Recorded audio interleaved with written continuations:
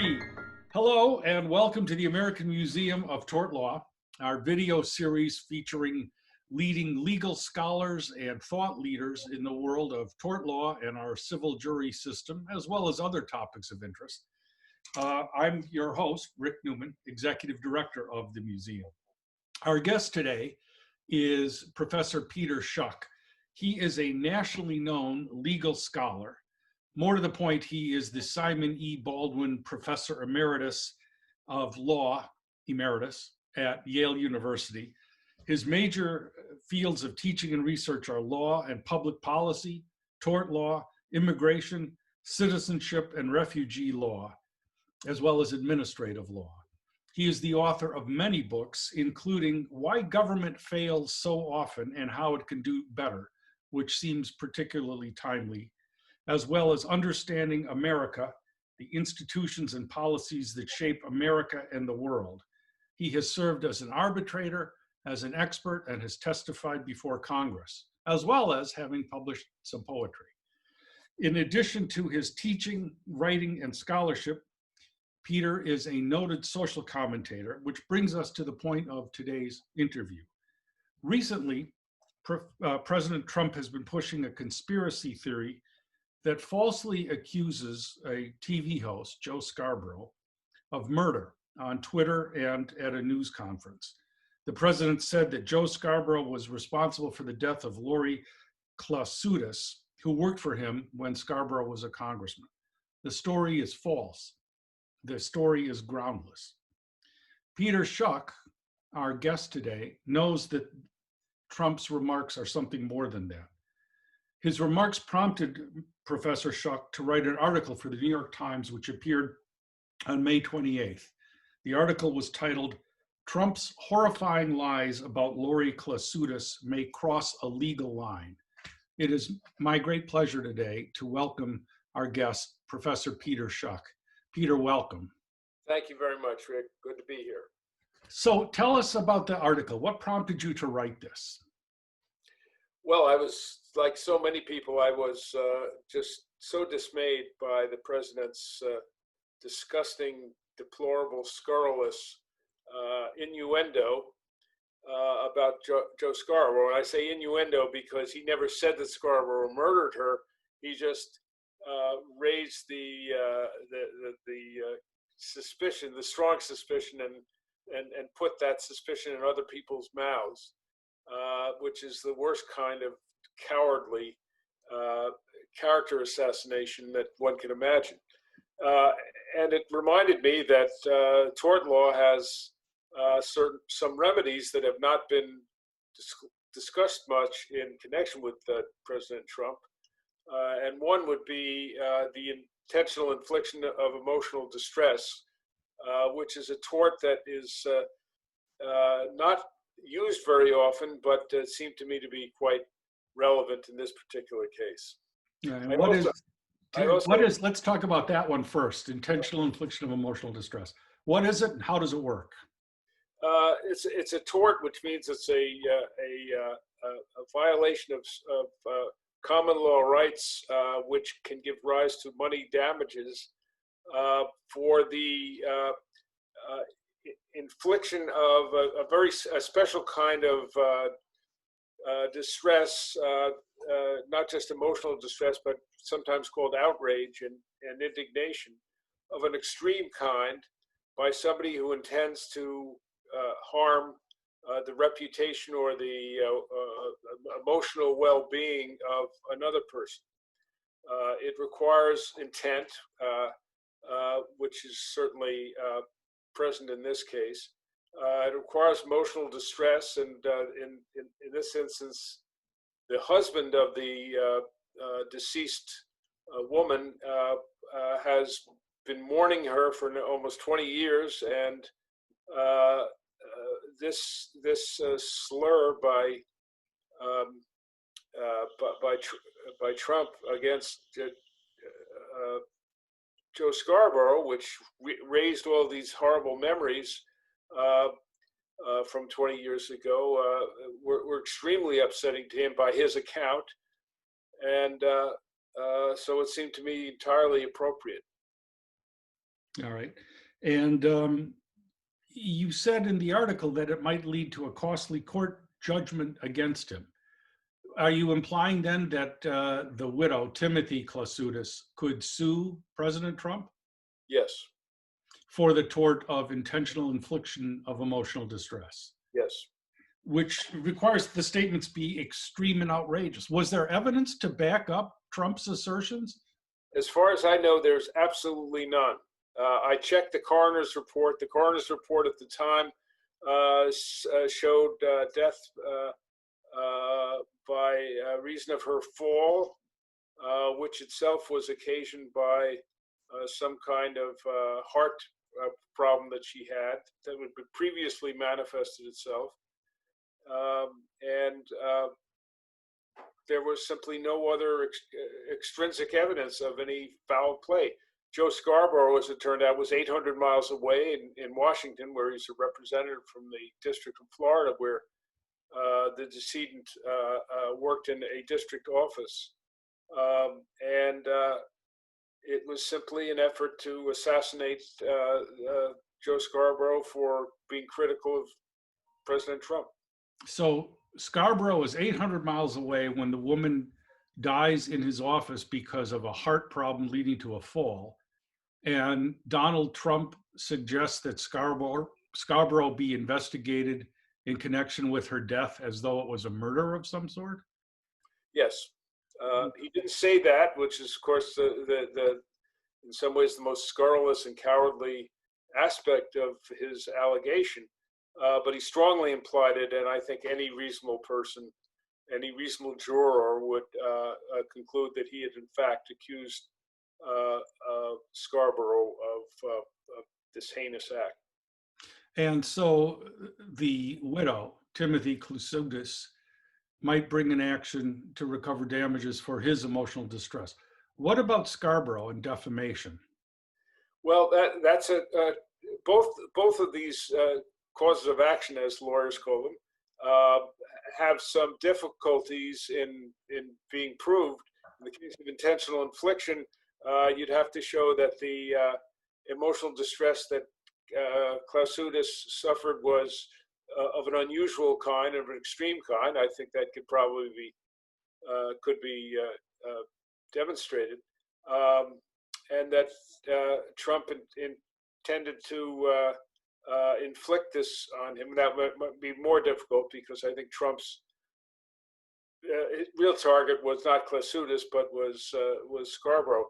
In the case of defamation, the difficulty would be that Scarborough, as a public figure in his own right, would face under the Supreme Court's landmark decision in New York Times versus Sullivan, the obligation to show that Trump said this with a very, very high degree of knowledge or recklessness. Mhm. He would have to show either that Trump knew that this allegation was against Scarborough was false, or that he said it without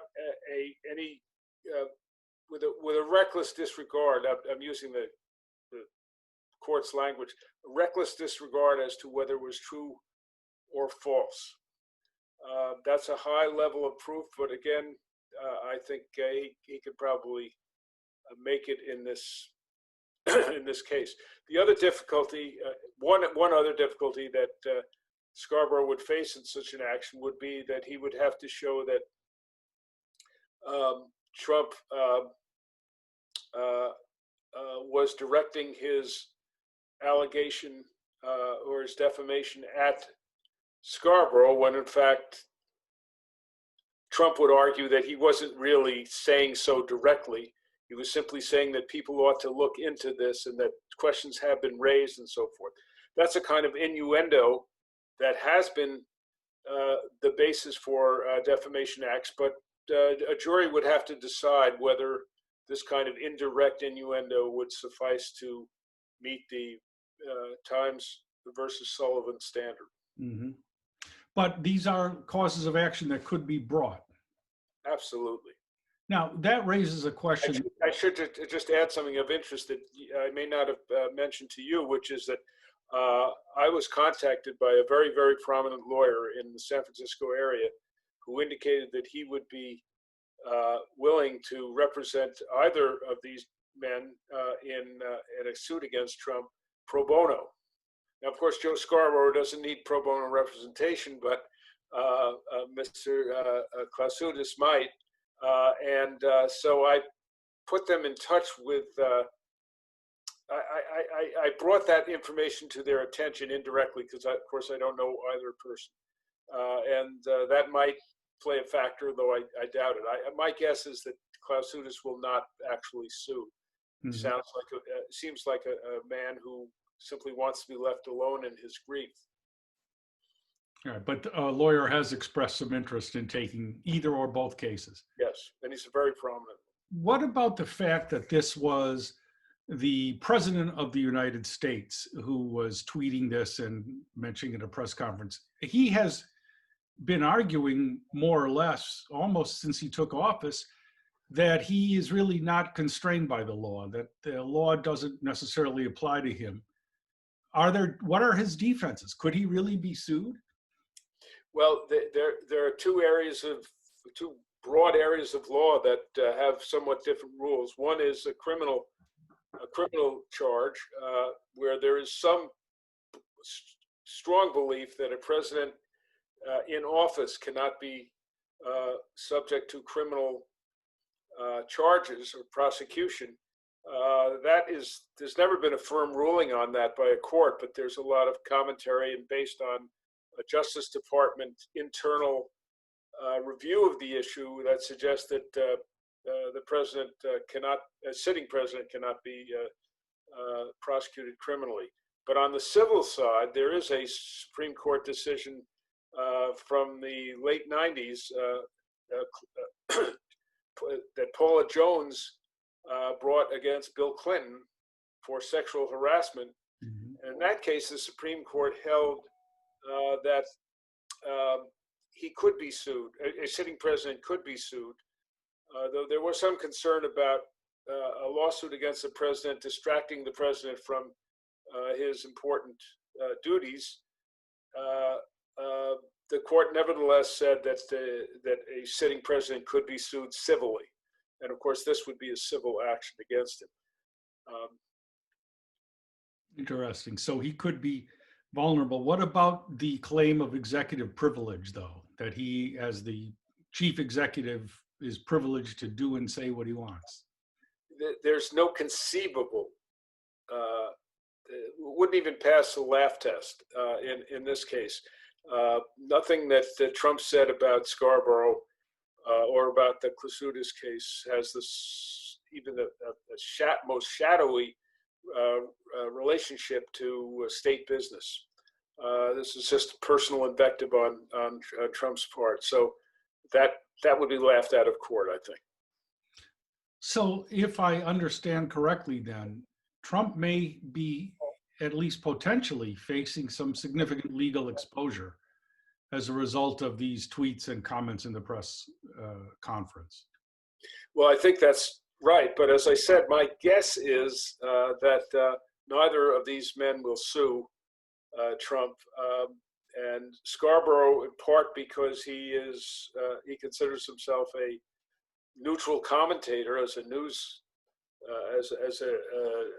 news correspondent, and so Klausoudis because he wants his privacy. And as you know, anybody who's been close to tort law knows the lawsuit itself. A lawsuit itself can bring its own form of misery to the plaintiff's family.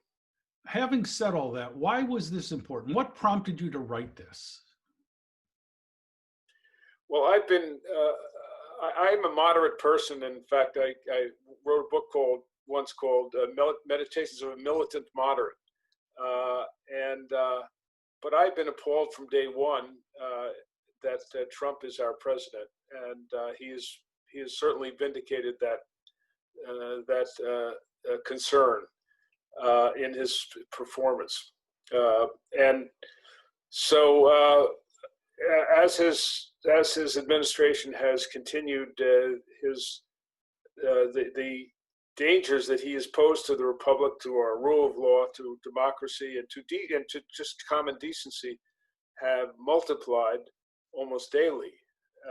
And so, the prospect that he would get away with something like this, in which he seeks to destroy the reputation of Joe Scarborough and rakes up the embers of this Mr. Clausewitz' misery, that he would get away with this seemed to me to be absolutely shocking. And nobody else has seemed to have raised this question of civil liability, because most of what Trump has done is not civilly liable in a tort sense. That is, that we subject to damages. There have been lots of legal actions that have been brought to enjoin his regulations, for example, that were a violation of the Administrative Procedure Act or some other statute. But very few of those involve the possibility of suing for damages. Excellent. So it's a timely and well-taken article. Peter, thank you very, very much for agreeing to talk to us today. I think this is very informative, very helpful, and it's been a pleasure having you here. Thank you very much. Good.